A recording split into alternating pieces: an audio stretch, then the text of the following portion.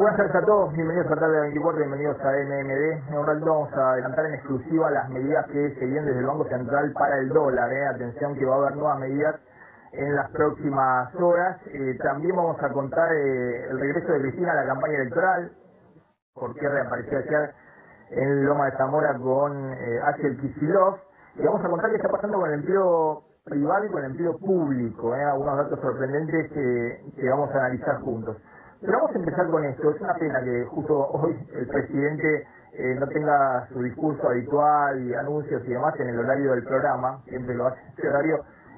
Lamentablemente en este caso creo que es a partir de las 3 de la tarde que va a estar hablando el presidente en Bahía Blanca, porque sin duda hace falta que el presidente hable, ¿no? Hable de esto, no es suficiente con que diga que fue un error o un descuido el jefe de gabinete Santiago Cafiero u otros funcionarios menores del gobierno nacional, sino que el propio presidente tiene que salir a hablar de lo que sucedió el 14 de julio pasado en el festejo de cumpleaños de la primera dama, de Fabiola Yáñez, en la Quinta de Olivos, donde, bueno, ya conocen la foto de una reunión ahí por lo menos de 12, 13 personas, si se cuenta el que sacaba la foto. Personas que vienen, no sé, del mundo o del modelaje o distintos lugares que no vienen al caso, porque evidentemente son amigos de la primera dama, de Fabiola Yáñez, pero que claramente constituye una reunión social el 14 de julio del 2020, cuando estaban lejos todavía las vacunas. El presidente acababa de firmar un decreto endureciendo nuevamente la cuarentena y las restricciones. Estaban prohibidas las reuniones sociales con ese número de personas en un lugar cerrado. Y el presidente tenía un discurso claramente muy duro respecto a los cumplimientos de las cuarentenas. Un discurso que hasta exageraba él mismo la idea de que va a hacer cumplir personalmente las restricciones que impone la cuarentena para que nos contagiemos y demás.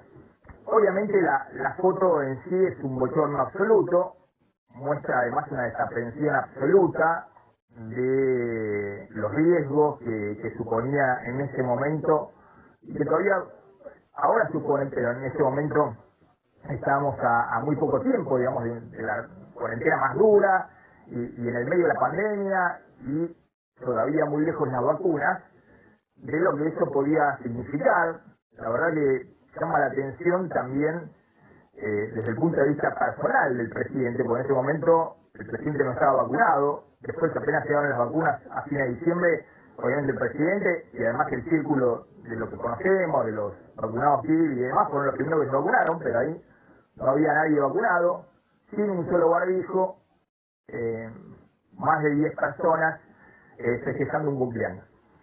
El agravante es que el presidente hace unos días había dicho, nosotros lo contamos acá, que las reuniones habían sido de trabajo en Olivos y que no se había festejado ningún cumpleaños, ni el de él, ni el de la primera dama. O sea que el presidente también va a tener que explicar por qué mintió hace 2 o 3 días atrás cuando estaba dando vuelta a las otras fotos que nosotros dijimos.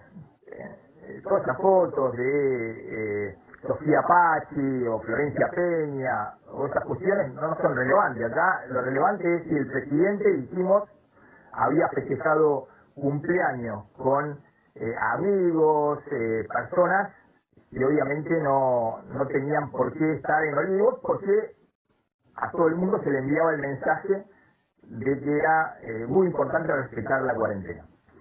Ahora, obviamente, ¿por qué digo que tiene que hablar el presidente? Porque el presidente es el primero que tiene que pedir disculpas. En público tiene que ser el presidente el que pide disculpas, no el jefe de gabinete diciendo un error, estuvo mal, un descuido. Pero después está otro tema, me parece más relevante en este momento, que tiene que ver con el momento en el que sale la foto. El círculo del presidente dice, es la campaña política, están sacando esta foto ahora porque estamos en medio de campaña electoral. Bueno, evidentemente esta foto se filtra porque en el cierre de listas y demás ha quedado alguien dañado del círculo íntimo que filtra las fotos, pero más allá de eso, bueno, en buena hora que se filtre ahora y no el año pasado, cuando el presidente estaba todavía gestionando la pandemia en primera línea. Después se corrió el presidente, prefirió dejar la pandemia a otros y él ahora está abocado a la campaña electoral del tema económico. Pero verdaderamente es algo muy grave desde donde se lo mire. E insisto, esto más allá de los electorados, porque obviamente los convencidos, los más kirchneristas y demás, más allá de que quiero ver la opinión en privado de Cristina Kirchner de esto, más allá de que en ese sector se pueda justificar hasta lo injustificable, es esto, y más allá de que el otro sector no necesite esta foto para ser terriblemente crítico de absolutamente todas las políticas del oficialismo, hay un hecho objetivo. El presidente tiene una responsabilidad por encima de todos los ciudadanos, pero a la vez es un igual ante la ley como el resto de los ciudadanos.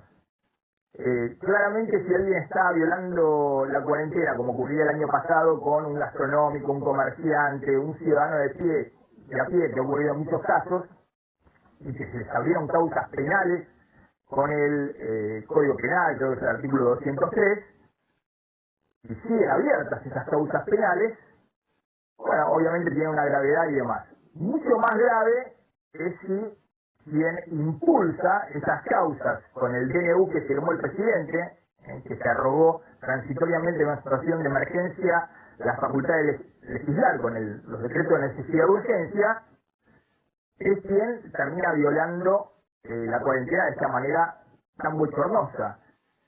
Y además con el agravante, no sé, ahora vamos a consultar a un experto, un abogado, si hay algún agravante en la causa penal, así como hay un agravante cuando un policía roba, o cuando comete un delito, si es un policía tiene un agravante mucho mayor, que si es un ciudadano común. Hay un agravante, tengo entendido, en el Código Penal, y en estos casos hay un agravante o no cuando el presidente él mismo viola no solamente lo que dispone en el decreto, sino, como dice el propio presidente, la responsabilidad que eso conlleva y la necesidad de dar cuenta en la justicia.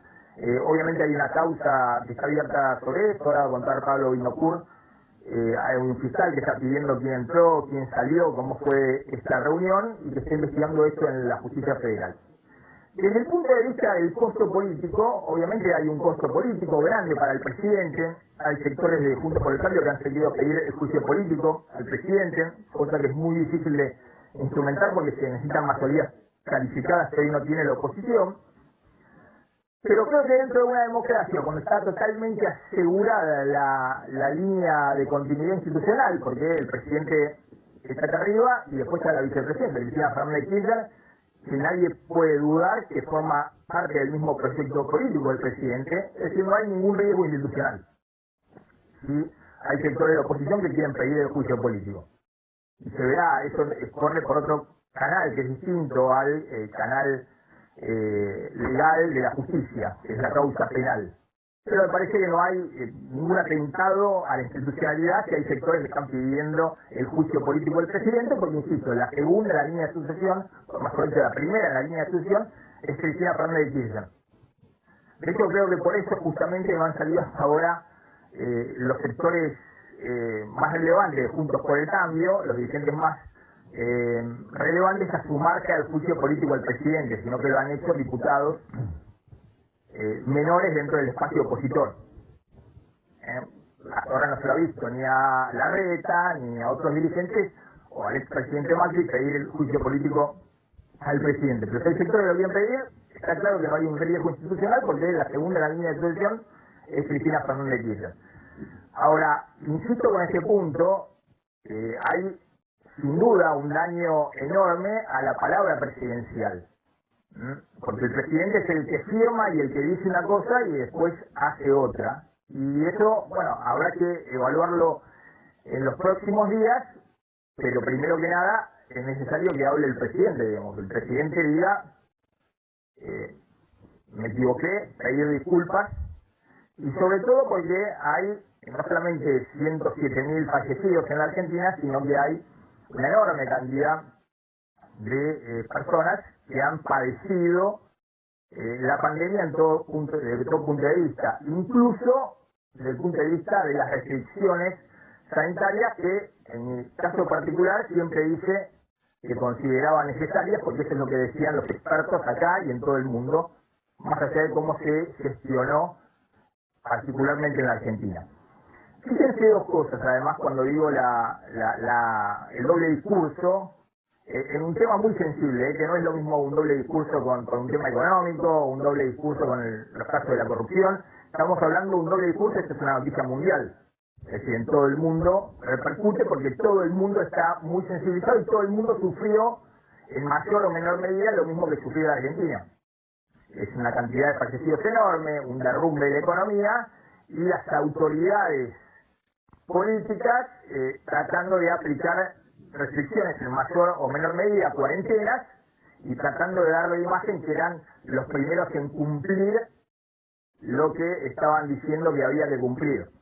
Fíjense que ese mismo día, 14 de julio, la agencia de noticias oficial, TELAM, sale con un comunicado en el cual expresa que la primera dama, Fabiola Yáñez, hace un festejo atípico y celebra su cumpleaños, y ahí cuentan que va a celebrar el cumpleaños reuniéndose, festejará por Zoom, en redes sociales y con barbijo. Ese era el discurso oficial, porque insisto, hasta hace 10 minutos, hasta unos días, el presidente dijo no se festejó ningún cumpleaños en la Quinta Olivos, y que no había habido ninguna reunión social. Y lo recordarán, pero recuerden lo que decía el presidente en esos días del año pasado respecto a la cuarentena y el discurso duro que tenía de cruzado el cumplimiento de las normas de la cuarentena estricta. Van a encontrar con idiotas. Los vemos a los idiotas. Vemos un idiota que se escapó de su casa y parece que apareció en Ocende. Estos personajes, la verdad, van a tener que explicarle mucho a la sociedad argentina la desaprensión para con el otro. Y las fuerzas de seguridad se van a encontrar con personajes que se sienten poderosos y que pueden hacer lo que quieran. Simplemente a esa gente la reportan y que la justicia va a hacer lo que tiene que hacer. Pero que sigan haciendo lo que están haciendo. Y a los idiotas les digo lo mismo que vengo diciendo desde hace mucho tiempo. La Argentina de los vivos, que se zarpan y pasan por sobre los bobos, se terminó. Se terminó. Acá estamos hablando de la salud de la gente. No voy a permitir que hagan lo que quieran. Si lo entienden por las buenas, me encanta. Si no, me han dado el poder para que lo entiendan por las malas. Y en la democracia, entenderla por las malas es que terminen frente a un juez explicando lo que hicieron. Y cuando a uno le queda el registro de condenado, después no lloran. ¿De acuerdo? Muy claro. Se los he dicho una y mil veces. Muy claro. Y a las fuerzas de seguridad, respeto. Porque están siendo la cara que se expone para cuidarnos. Bueno, ahí estaba el presidente, se quiere actuando la necesidad de cumplimiento de la cuarentena, que insisto, yo sé que después los públicos cautivos toman lo que cada uno piensa y confirma permanentemente sus prejuicios de un lado y del otro, lo que se llama el sesgo de confirmación. Es decir, acá hay muchos que envían mensajes del kirchnerismo más duro diciendo pero vos, Montenegro, siempre estuviste en contra de la cuarentena y hablabas de la salud y la economía y no querías ningún tipo de restricción y que la gente se muera. Y del otro lado, dice, Montenegro, vos fuiste uno de los propulsores de la cuarentena y de las restricciones, y estabas todo el día hablando con infectólogos y con médicos. Eso es las hinchadas. Eso es el sector duro del antikirchnerismo, el sector duro del kirchnerismo, las hinchadas, que tienen sesgo de confirmación. No importa los hechos y la realidad, lo que pase. No importa ni siquiera lo que yo diga. Solamente cuando yo digo algo, confirman lo que ellos piensan, de un lado y del otro. Ahora, esto que ocurre, más allá de esas hinchadas, y eso es lo que está persiguiendo obviamente el círculo del presidente, que sale como puede a explicarlo, bueno, es un hecho grave. Es un hecho que evidentemente tiene impacto en toda democracia, en una campaña electoral y fuera de una campaña electoral para la gestión de un gobierno. Insisto, porque era el presidente el que se ponía a la cabeza de la gestión. Después estará las críticas o no de si esa gestión fue buena o mala, pero claramente hay una contradicción enorme entre lo que el presidente decía y lo que el presidente hacía puertas adentro en Olivos. Santiago Cafiero salió a decir, bueno, lo obvio, ahora, insisto, me parece que es el presidente el que debe responder a esto. Hubo un descuido, un evento social que no debía haber ocurrido, se cometió un error y estuvo mal, dice Santiago Cafiero, el jefe de gabinete. Justo en medio de la campaña aparece esto, es muy obvio, ¿no? Y bueno, sí, es muy obvio, en las democracias es así. Digamos, las cosas se filtran a los medios de comunicación, ¿no? En general, cuando hay alguien que está descontento desde adentro y desde lo filtra. Eso es lo obvio, sí, es así. Ahora, el hecho está. Y después, estos no son los temas que le importan a la gente. La oposición busca generar escándalos para esconder los planes económicos que dañaban a los argentinos. Nosotros hemos contado cientos de veces el fracaso económico de Macri, hemos explicado todo. Ahora vamos a contar incluso el tema del empleo, de cómo el empleo se derrumbó el año pasado sobre un derrumbe enorme que venía en los 2 últimos años de Macri. Hemos contado todo. Ahora, esto no tiene nada que ver. Acá lo que hay es un hecho en el cual el presidente se daña a sí mismo y daña a la autoridad presidencial con un festejo en plena cuarentena dura del año pasado, cuando todavía estaban lejos las vacunas.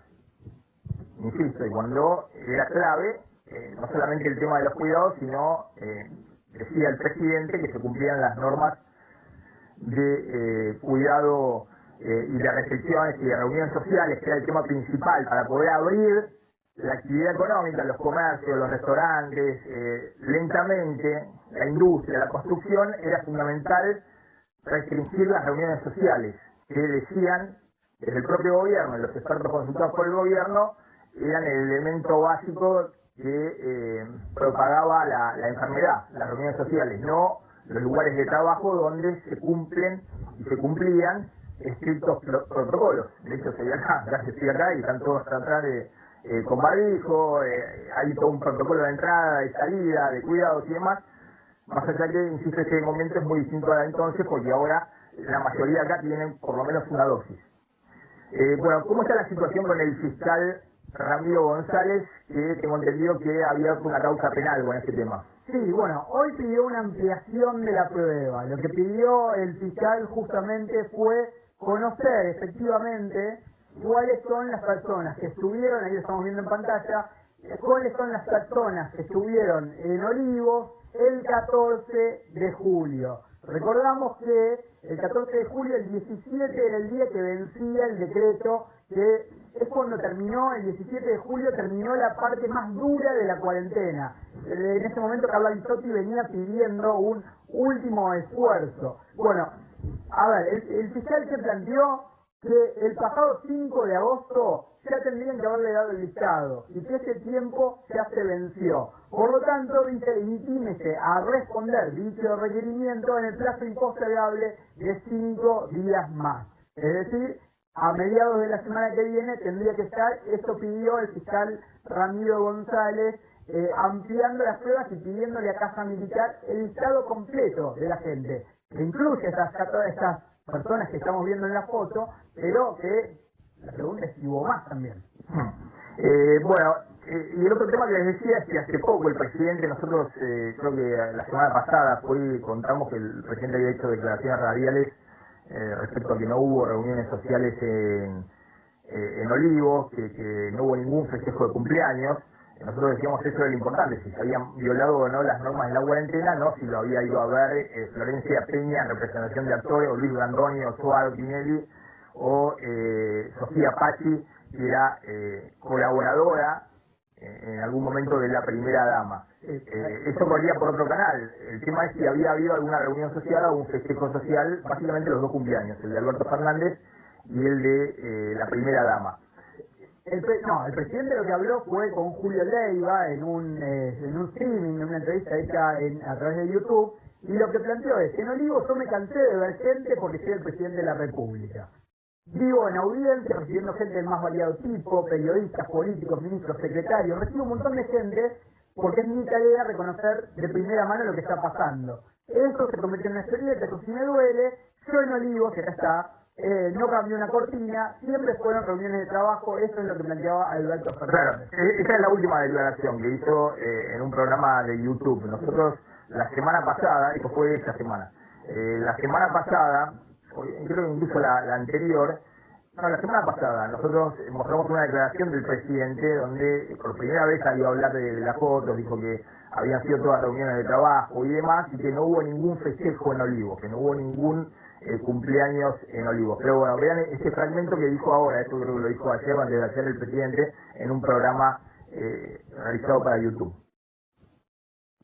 Todo el sistema empezó haciéndole creer a la gente que yo traía mujeres a Olivos.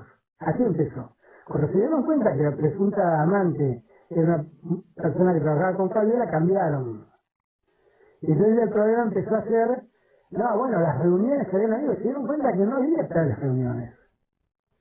La verdad es que en Olivos yo me cansé de ver gente. Pero porque yo soy el presidente de la República, yo vivo en audiencias, vivo recibiendo gente del más variado tipo. Recibo periodistas, recibo políticos, recibo ministros, recibo secretarios, recibo un artista, un productor cinematográfico, un productor teatral, recibo futbolistas, recibo gente gente mintiendo, hace 2 días mintiendo, diciendo que eran todas audiencias y demás. Claramente esto no es una audiencia. Por eso creo que es grave para la palabra presidencial. Ahora vamos a hablar con un experto cómo se sale de esto desde el punto de vista de la opinión pública, o si tiene algún impacto, por ahí no tiene un impacto. Y también vamos a hablar desde el punto de vista legal. Después salieron todos a embarrar la cancha, digamos, ¿no? El primero es Aníbal Fernández, que tuvo unas declaraciones al estilo de Aníbal Fernández. Como sabe, Aníbal Fernández es abogado y sabe la responsabilidad que tiene el presidente, no solamente la responsabilidad política que contamos, sino también la responsabilidad legal, como cualquier ciudadano, pero no sé si agravada. Salió Aníbal Fernández a decir cualquier cosa. Puede haber cometido un error, llega el marido a la casa, dijo fue ella, Aníbal Fernández, fue ella. La que organizó la reunión, la que hizo todo fue Fabiola Yáñez, la primera dama. Obviamente no es integrante del Poder Ejecutivo, es una figura de primera dama, es una figura que se hace desde el punto de vista en todos los países del mundo, pero no forma parte ni de la Constitución, ni del poder político en ningún país del mundo, ¿no? Del poder institucional en ningún país del mundo. Llega el marido a la casa, decía Alberto Fernández. La mujer organizó una comida. ¿Qué va a hacer el marido? Como en la Edad Media, 1200 años atrás, llegar y cagarla a palos porque cometió un error de esas características. Eso no existe más, señores, diciendo Alberto Fernández, Aníbal Fernández, que en realidad fue responsabilidad, un error de la primera dama, ¿no? Está Ricardo Rubie, que es encuestador, analista político, y está el doctor Andrés Gil Domínguez, que quiero hablar con él del tema tema legal, del juicio político y demás. Bueno, Ricardo, gracias por atendernos, siempre un gusto. ¿Cómo ves esto desde el punto de vista opinión pública, campaña electoral? ¿Tiene algún impacto? ¿No tiene ningún impacto? No escuché la pregunta, perdón.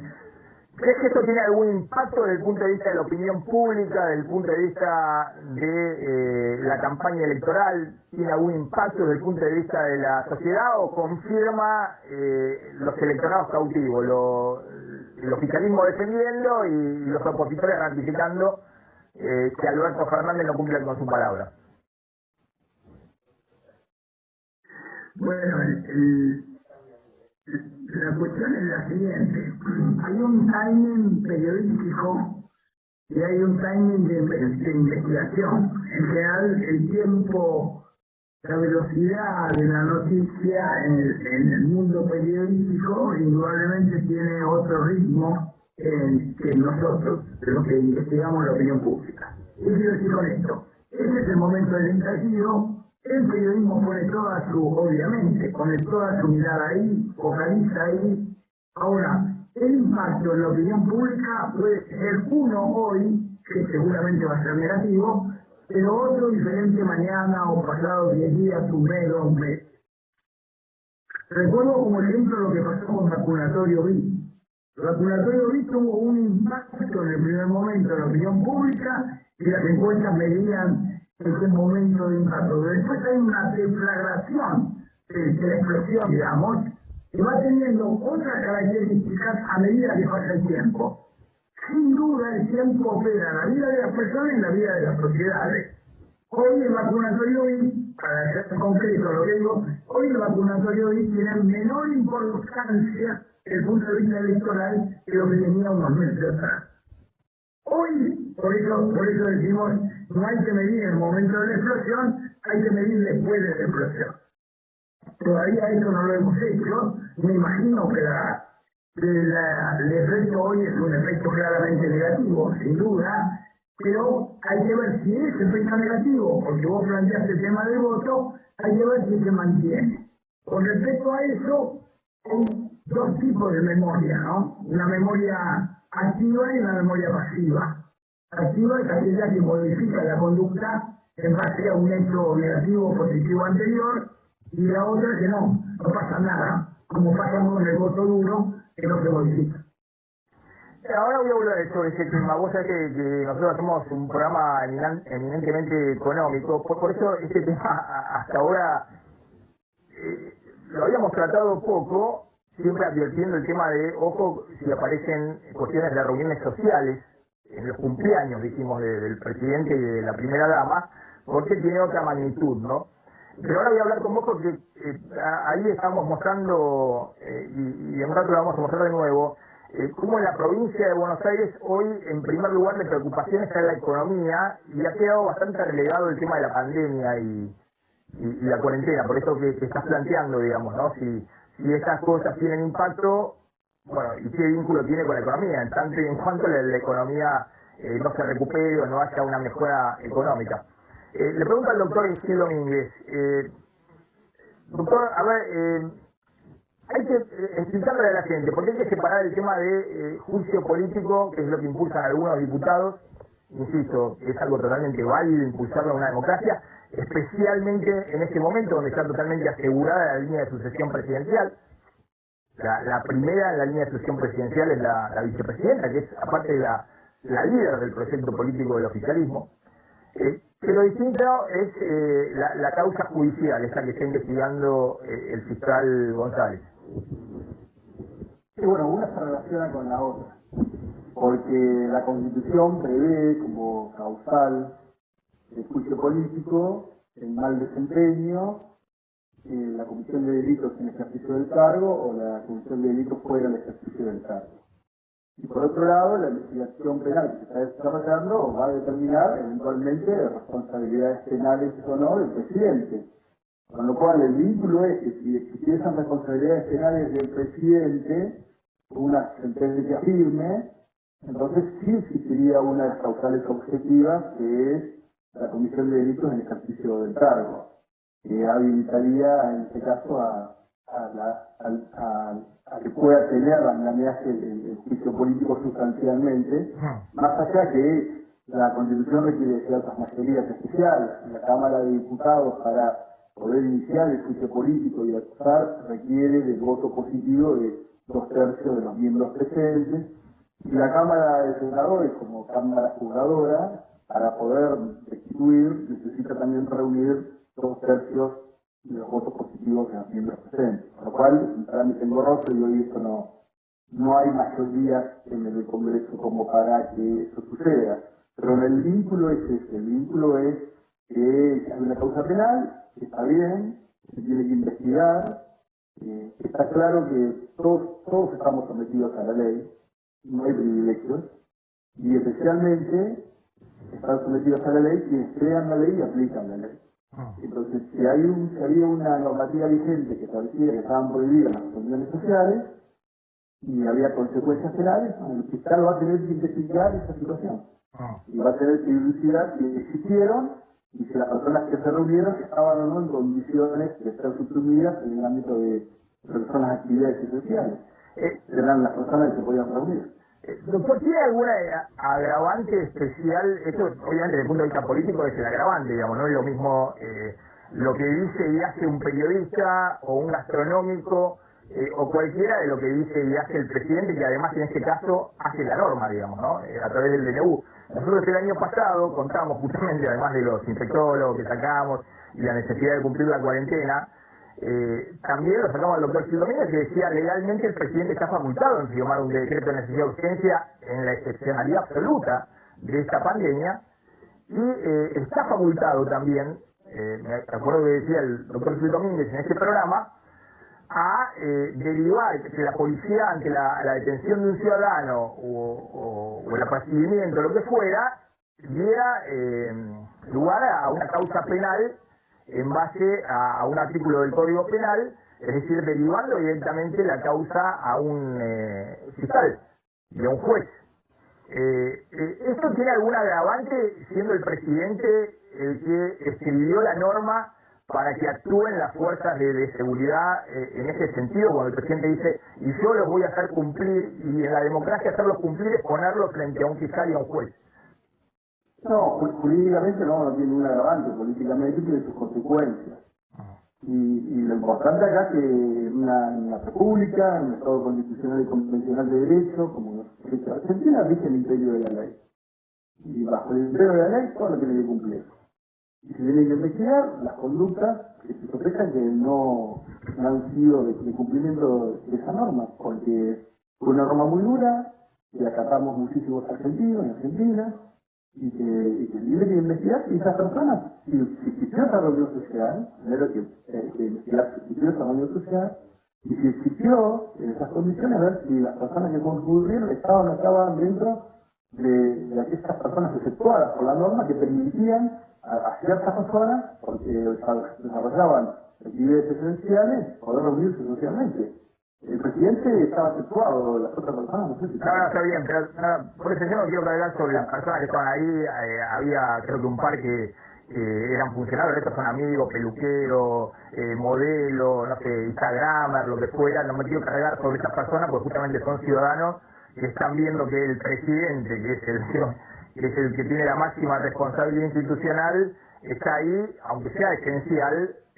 Nosotros también, los periodistas, éramos esenciales durante la cuarentena, éramos esenciales para poder venir al canal de televisión y hacer una entrevista, pero por que no éramos esenciales para organizar una fiesta. Claro, por eso. Las reuniones sociales estaban prohibidas. Entonces hay que ver si la reunión social existió y ver la calidad de las personas y ver la calidad de la reunión. Y se tiene que investigar y se tiene que dilucidar. Ha sido muy cruenta la pandemia para todos los argentinos y argentinas. Ha sido muy dura. Bueno, respetado de normas muy duras. Perdón, recuerdo SHs, y además que no sé si ameritaron también la apertura de causas penales, a médicos que por ahí en la distensión se reunían con una pequeña celebración de 5 o 10 personas reuniéndose en algún lugar, lo mismo con policías, y eso ha sido sancionado y ha sido al mismo tiempo perseguido con la apertura de causas penales. No tengo el número preciso, pero hay muchas causas penales en trámite por violación de las normas del aislamiento, aplicando los tipos penales los propios decretos de necesidad de urgencia que se fueron dictando establecían. Entonces, bueno, la ley. Ricardo Rubiel, ¿qué debería hacer en este caso el presidente desde el punto de vista político, digamos, más allá de que obviamente dejar que la justicia actúe, pero desde el punto de vista político, ¿cuál sería el mensaje a la sociedad? Me parece que hoy tenemos información de declaraciones del jefe de gabinete, Cafiero. A mí me parece que el presidente, que eso marca una línea, y me parece que el presidente lo que tiene que hacer es subrayar lo que ha planteado hoy el jefe de gabinete, es decir, en la misma línea plantear la situación de excepcionalidad y del error que acá se cometió un error y pedir la disculpa correspondiente. A mí me parece que eso es el único camino. No hay, en estas circunstancias no hay muchos caminos. Y me parece que ese es el camino mejor en términos institucionales, es que el presidente pida disculpas. Bueno, y ahí voy al otro punto. ¿Cuál es la principal preocupación que está viendo provincia de Buenos Aires, que es un distrito donde están todos haciendo sondeos porque se considera una de las elecciones principales? Ustedes también están viendo que se ha corrido un poco el eje de la pandemia a la preocupación por la economía, la inflación, el desempleo, la recuperación de poder de compra.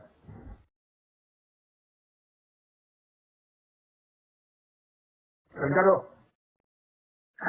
Perdón, no, creí que era una pregunta dirigida en el ámbito de la economía. Sí, ha habido un desplazamiento en los últimos meses, un desplazamiento de la prioridad de las demandas de la sociedad. En algún momento fue la pandemia la que ocupó ese lugar, y eso, como planteás vos, fue desplazado por la situación socioeconómica. No nos olvidemos que el gobierno asume con una herencia de problemas, entre otros la enorme deuda externa, también con una caída de la actividad. De los 4 años de Macri, 6 fueron de caída. O sea que el gobierno asume una cantidad de problemas. Ahora, una vez que se declara la pandemia y empieza lo que yo llamo las cuarentenas encadenadas, lo que va provocando es que esas cuarentenas en el tiempo van generando mayores prejuicios en el área económica y social. Y eso, indudablemente, es lo que ha generado que parte de la población termina ocurriendo que como en una situación de guerra prolongada. La gente termina conviviendo con el mal, termina conviviendo con el virus y por lo tanto empieza a tomar en primer plano aquellas necesidades inmediatas, también urgentes, que tienen que ver con el trabajo, que tienen que ver con la falta, que no alcanzan los ingresos, con la desocupación, con la incertidumbre respecto ya no solo a la incertidumbre del virus, sino a la incertidumbre de la economía. Y bueno, eso es lo que está ocupando el primer lugar. Es muy interesante. En un ratito vamos a hablar un poco del regreso de Cristina. Acá Cristina se focalizó mucho en tratar de mostrar la responsabilidad de Macri en la crisis económica, algo que nosotros venimos contando desde el primer momento, pero claro, porque muchas encuestas muestran que a principios del año pasado había una mayoría que consideraba que la crisis económica, el problema económico, era responsabilidad de Macri. De hecho, por eso perdió la elección y por eso lo votaron a Alberto Fernández. Lo que están mostrando algunas encuestas en la provincia de Buenos Aires hoy es que si bien Macri le siguen asignando una responsabilidad en la crisis económica, hoy le asignan al gobierno nacional una responsabilidad mayor que al gobierno anterior. Y esa es la preocupación que tiene, por eso ayer Cristina sale con todo, contra los medios de comunicación, contra el gobierno anterior, diciendo, no, miren, esta es la crisis, el muerto, así dijo Cristina, el muerto que nos dejó Macri, y se van a dar cuenta cuando termine la pandemia. Esto mismo estás viendo, Ricardo. Sí, exactamente. Digamos, lo que estamos centrando en el análisis es la situación de complejidad. Desde el punto de vista de un pensamiento lineal, obviamente la mayoría de la población, eso se ve en los estudios, en los grupos, la mayoría de la población está deprimida, está con mucha incertidumbre, está, digamos, amargada, con bronca. Todas las sensaciones se juntan en una situación especial como la que estamos, en un contexto tan especial. Ahora bien, para la decisión del voto es un paso más complejo que solamente esa linealidad que planteé, sino que ahí aparece el tema del pasado. Por eso Cristina saca y habla en el discurso de ayer, habla de Macri. Y Macri va a ser una figura, un ícono de la campaña del Frente de Todos. Un ícono negativo de la campaña del Frente de Todos. porque indudablemente en la decisión electoral también pesa el hecho de estoy mal, lo estoy pasando mal, estamos en una situación realmente negativa, pero yo no quiero votar o volver a votar o volver al pasado. Esto también juega en la decisión electoral. Ricardo Rubiera, que es muy amable, como siempre, es muy interesante escucharlo. Le pido al doctor Silvanier que se quede un segundito porque tenemos a uno de los diputados de Juntos por el Cambio que ha pedido o ha firmado el juicio político al presidente Alberto Fernández. Está el diputado Luis Petri. Diputado, gracias por atendernos. ¿Qué tal, Maxi? Buenas tardes, ¿cómo le va? Bien, diputado, a ver, no lo puedo ver. ¿Está por ahí? Ahí está. Acá estoy, ¿me ven ahí? Bueno, ustedes están pidiendo, ¿quiénes son los que pidieron el juicio político primero? Empecemos por ahí, al presidente. Bueno, este es un pedido que acompañamos varios diputados, se lo encabeza el Pro Bueno Ward, Jorge Enríquez, lo firmo yo también, Luis Juez, hay un sinnúmero de diputados que están presentando ese pedido, más allá de que hay otros pedidos de juicio político que se van a presentar por el cumplimiento, lógicamente, de los deberes del funcionario público y no desempeñan el ejercicio del cargo, ¿no? ¿Cuál es el fundamento? Digo, porque yo contaba, bueno, si quieren pedir el juicio político pueden hacerlo, en general se hacen estas cosas cuando no se tiene ahí una mayoría necesaria, porque bueno, se hace una movida también política en campaña electoral. Ahora, para conseguir esas mayorías necesarias es fundamental que los principales referentes del Juntos por el Cambio acompañen eso, no sé, Larreta, los gobernadores y demás.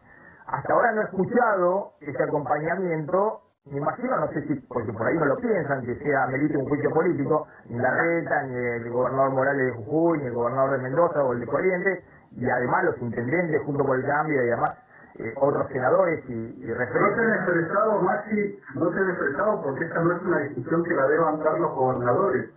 Es una discusión que primero lo tienen que dar los diputados y posteriormente, si cuenta con las mayorías necesarias, se tiene que dar en el Senado de la Nación. Básicamente por eso no se han expresado. Es el Parlamento el que tiene que expresarse respecto de el juicio político o el juicio de reproche o impeachment, como se lo conoce en los Estados Unidos. Está claro que cuando hay una conducta como la que ejerció el presidente de la Nación, que contravino las propias disposiciones que él había dictado, hay distintos tipos de reclamos y reproches.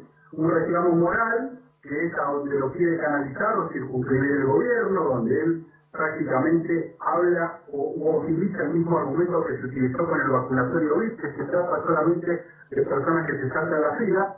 Hay un reclamo de tipo judicial que se va a dirimir en sede penal, en donde se va a definir si en definitiva quien escribió los decretos de necesidad de urgencia, el 297 en adelante, que imponían, entre otras cosas, que quien no cumpliera con las disposiciones de la autoridad sanitaria iba a ser pasible de la aplicación de las penas previstas por el artículo 205 del Código Penal, que prevé penas de hasta 2 años para quienes incumplan las disposiciones de la autoridad sanitaria en tiempos de pandemia. Y resulta que quien escribió esta norma fue el presidente de la Nación y es quien la violó flagrantemente. Y eso tiene una consecuencia penal que va a ser investigada por la justicia. Pero también hay una consecuencia política que prevé la Constitución Nacional y que nosotros no podemos trasladar. Aquí el procedimiento de juicio político no se habilita o se clausura por una cuestión, o no se inicia o deja de iniciar por una cuestión numérica. Se inicia si en definitiva están dadas las causales, o si los legisladores entienden que están dadas las causales para promoverlo y a partir de allí será el cuerpo el que lo defina. Lo que no podemos dejar sentado es el precedente que ante un hecho gravísimo como el que se ocurrió el 14 de julio del año pasado, mientras todos los argentinos estaban con restricciones, estaban bajo cuarentena y cuando el presidente amenazaba con tirarles el Código Penal por la cabeza, los legisladores miremos para el costado y no iniciemos ese proceso que prevé la Constitución. El presidente no solamente va a tener que pedir perdón, que me parece muy importante, va a tener que necesariamente justificar por qué tuvo o mantuvo las reuniones sociales que mantuvo, digo. ¿Y a quiénes le va a tener que pedir perdón? Le va a tener que pedir la totalidad de los argentinos, a los 44 millones, pero fundamentalmente a las miles de venezolanos, padres venezolanos que no pudieron despedir a sus hijos, a las Abigail que estuvieron en el país, a los 7.500 varados en Formosa que no pudieron ingresar a su provincia, a los familiares de Mauro Lezano, Ledesma, perdón, que no pudo que murió intentando ingresar a Nado o Formosa, a todos aquellos que tuvieron que cerrar su comercio producto de una cuarentena que no supo conciliar la economía con la salud, a los chicos que perdieron un año de clase y 1 millón se desvincularon, mientras que el presidente permitía el ingreso del administrador de Dylan. Digo, a todas esas personas el presidente de la Nación le va a tener que pedir disculpas por haber violado flagrantemente la cuarentena y haber hecho festejos cuando debía cumplir las propias restricciones que le había dictado. Ahora, diputado, insisto, vuelvo con el punto. Desde el punto de vista político está claro que es algo que obviamente se la deja aplicando a la oposición para que haga todos los goles que quiera en el arco y más en este momento de campaña electoral. Vuelvo al tema de, claro, está el doctor Gil Domínguez en el programa, constitucionalista de la Universidad de Buenos Aires, muy respetado, nos explica cuál es el procedimiento de juicio político que se inicia en la Cámara de Diputados con 2/3 de los votos y demás. Cuando yo le decía los referentes de Juntos por el Cambio si acompañan esto o no, porque para la construcción de esa mayoría calificada que se necesita en la Cámara de Diputados y de la cual están ustedes muy lejos, obviamente no es neutral. Sí, hay referentes importantes de la oposición que empiezan a dialogar con otros referentes de otros partidos políticos para conseguir estas mayorías.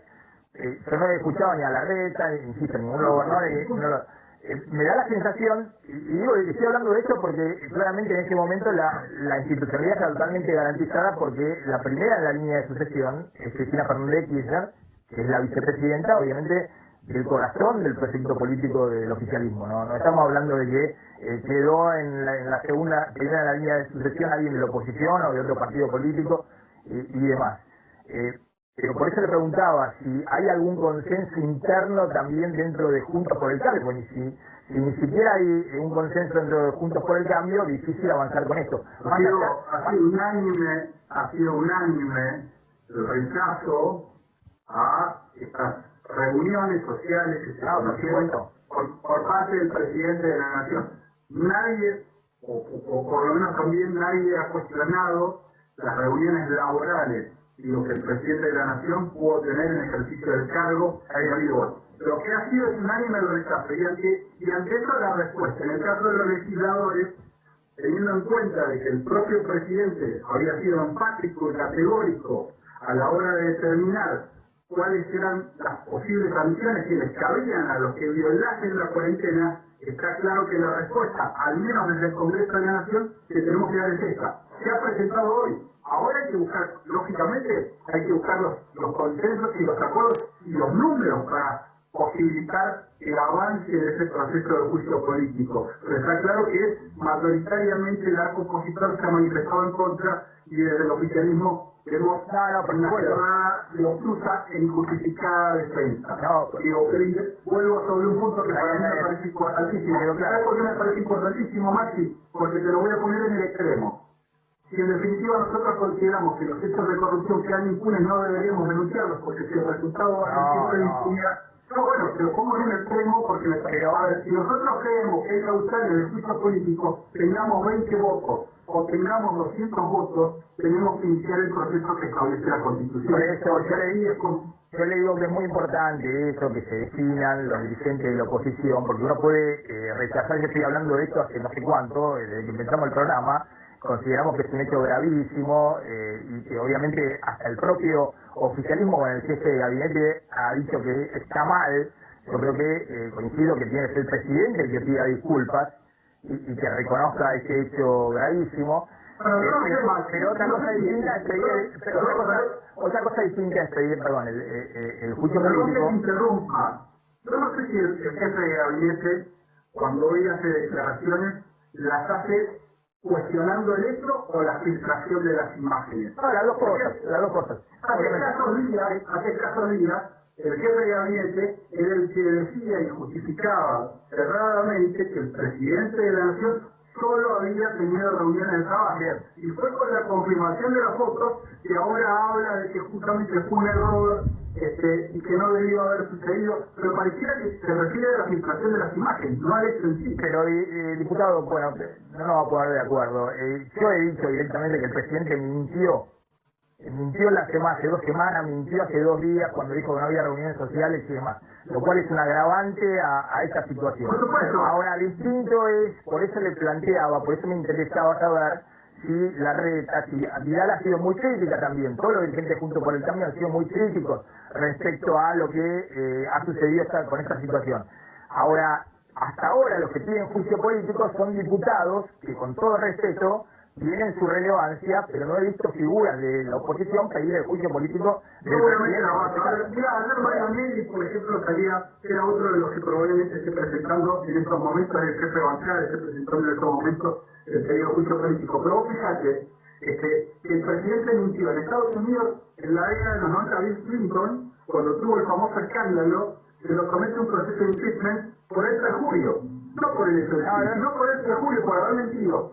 Y por eso es tan grave la conducta del presidente. ¿Y sabes por qué es grave? Porque no solamente cometió el hecho, se agrava por la función que ocupa, por el hecho de ser funcionario público y por las calidades y condiciones personales, porque usted es el decreto máximo. No, sí, todo lo que expliqué al principio del programa, está clarísimo eso. El tema es, bueno, quiénes son los que efectivamente están pidiendo juicio político. Si lo están pidiendo algunos diputados de Juntos por el Cambio. Seguramente estar todos Juntos por el Cambio bloqueado en esto. Bueno, veremos entonces. Gracias, diputado, muy amable.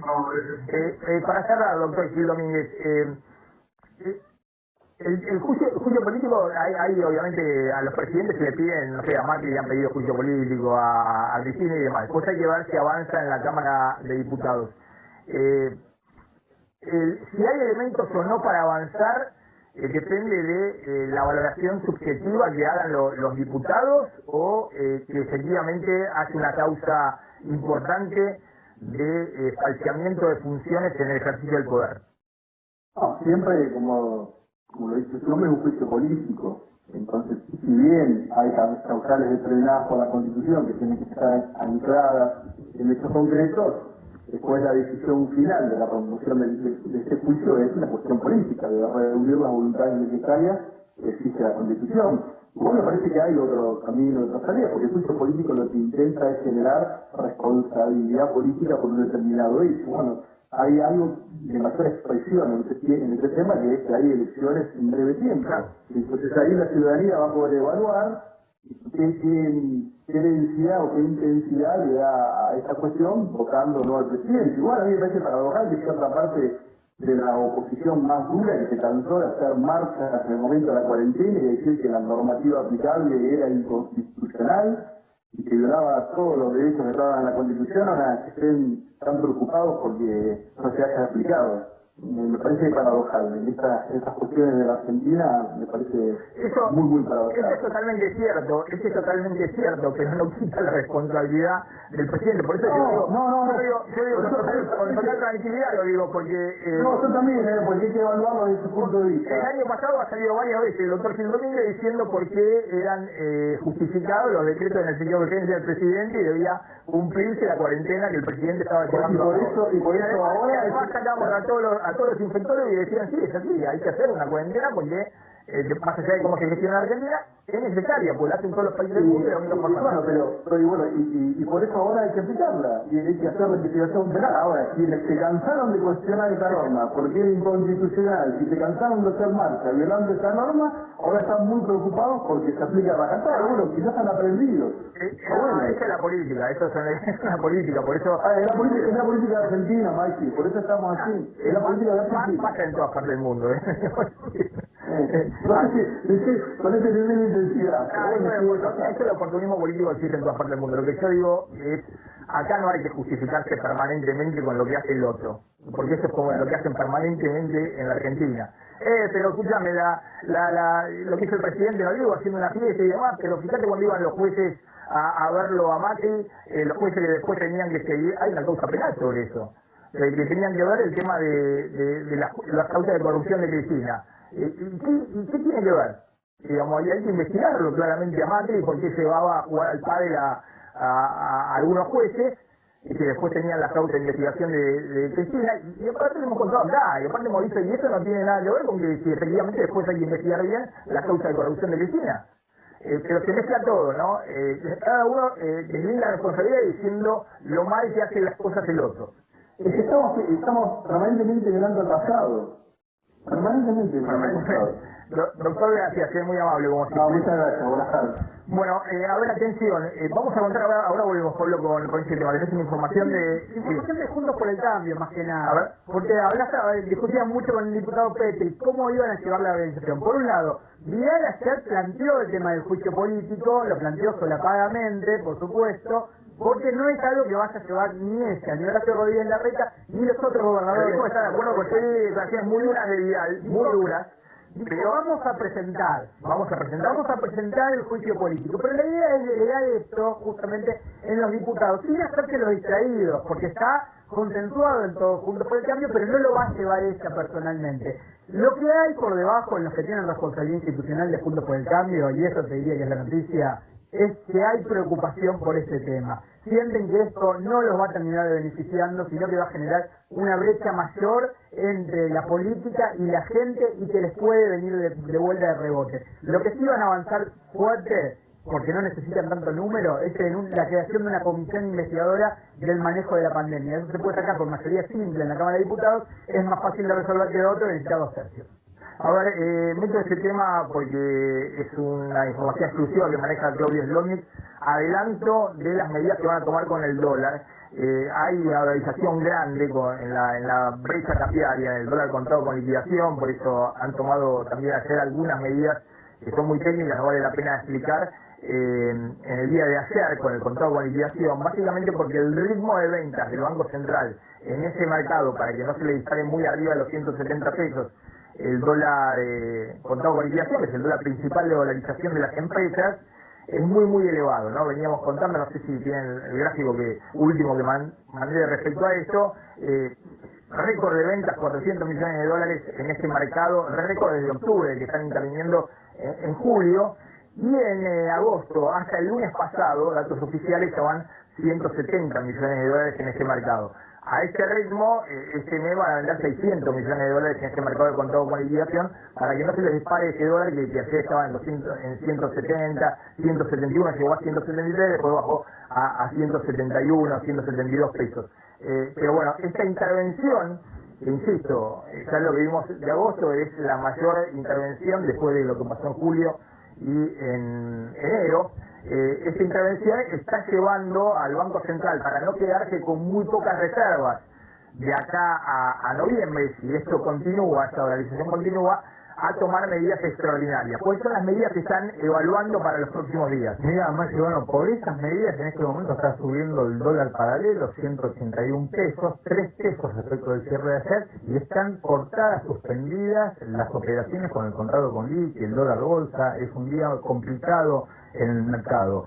Los pasos que vienen del Banco Central, las medidas que vienen, tienen que ver con las empresas que exportan y que no están liquidando en tiempo y forma los dólares justamente cuando están exportando. Para traer las divisas. Bueno, sobre todo hay empresas de servicios que no lo están haciendo. Empresas grandes, empresas más pequeñas, y bueno, sobre esas empresas ahora salen intimaciones. También se van a abrir expedientes sobre grandes empresas que están justamente exportando y no están trayendo el dinero y que cobran, por ejemplo, reintegros a las exportaciones. Lo van a presionar no pagando reintegros a las exportaciones. Y el otro punto tiene que ver directamente con maniobras ilegales que han detectado de empresas exportadoras que ¿qué hacen? Crean lo que se llama un fideicomiso en el extranjero, en el exterior, cobran a través de ese fideicomiso para no traer las divisas acá. Entonces se identificaron fideicomisos en el extranjero y van a ir contra las empresas. Pero me da gracia, es lo que contamos siempre cuando hay una brecha cambiaria del 80%, que los exportadores hacen lo imposible por no traer los dólares y liquidarlo a 100 pesos acá, el tipo de cambio oficial, sino que tratan de dejarlos afuera, tratan de pagarle a empresas vinculadas afuera y lo que sea, pero bueno, eso junto con la sobrefacturación de importaciones, es decir, que los importadores están desesperados por hacerse del dólar a 100 pesitos. Y los importadores por no traerle los dólares a 100 pesos al Banco Central, sino que quedárselos afuera a 180 pesos o 170. Del lado de las exportaciones hay subfacturación de exportaciones, es decir, que finalmente se le termina declarando al gobierno menos de los dólares que consiguen y obviamente quieren dejar afuera. Ahora, eso lo sabe el Banco Central desde el primer día, cuando se le abrió la brecha cambiaria, y obviamente eso lo tiene que controlar todos los días. Me parece más relevante con lo que estás adelantando es que van a tratar de presionar mucho a los exportadores para que sigan trayendo dólares en estos meses, claro, y de esa manera que haya algún tipo de ingreso de dólar, como ha habido en estos 7 primeros meses del año, que hubo un ingreso récord de dólar, más de 20.000 millones de dólares. Esta marca presión para que traigan los dólares no solamente va hacia las empresas, hay llamados directamente desde el Banco Central, incluso desde la Comisión Nacional de Valores, a empresas para que ingresen los dólares y cumplan con la ley. Si no hay presión sobre los bancos tienen todas sus oficinas de comercio exterior justamente porque tienen contacto con las empresas y hacen operaciones de comercio exterior. Sobre los bancos también hay presión para que a su vez los bancos sean los que intercedan a las empresas y traigan las divisas al país. O sea, es una situación que cada vez se complica y se tensa más en el mercado cambiario. Está Rogelio Frigerio, que es candidato en Entre Ríos y ex ministro del Interior del gobierno anterior de Macri. Gracias por atendernos, Frigerio, muy amable. Gracias por permitirme conversar con ustedes. Bueno, a ver, en esta polémica respecto a la foto del presidente, el festejo de cumpleaños de la primera dama en julio del año pasado, en plena pandemia y cuarentena, ¿usted, cuál es su opinión? Digamos, a ver, me interesaría la opinión, porque hay algunos diputados que dicen esto amerita juicio político. ¿Cuál es su opinión? Bueno, más allá de eso, a mí me gustaría que un hecho como este, la justicia de manera independiente actuara, ¿no? Porque yo no soy de los que creen que hay que judicializar la política y por supuesto tampoco politizar la justicia.